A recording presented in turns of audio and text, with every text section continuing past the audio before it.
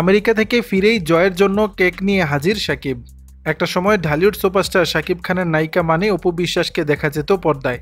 ব্যক্তিগত জীবনে তারা ভালোবেসে বিয়ে করেন। তাদের সন্তান আবরাম খান জয় পৃথিবীতে আসে 2016 সালের 27 সেপ্টেম্বর।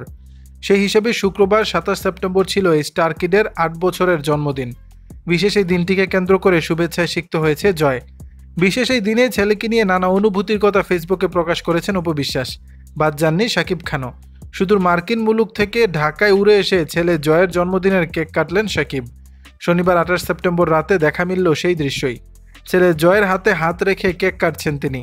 ছেলের জন্মদিনে বাবা শাকিবের কেক কাটা প্রসঙ্গে অপু বিশ্বাস বলেন, এবার কয়েক জায়গায় আবরাম খান জয়ের জন্মদিনে কেক কাটা হয়েছে।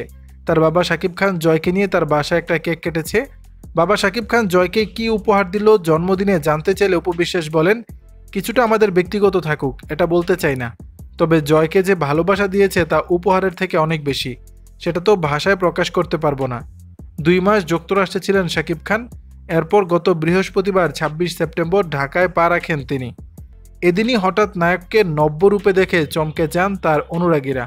দাড়ি বড় করে মাথায় ক্যাপ পরে সেলফিতে ধরা দেন তিনি।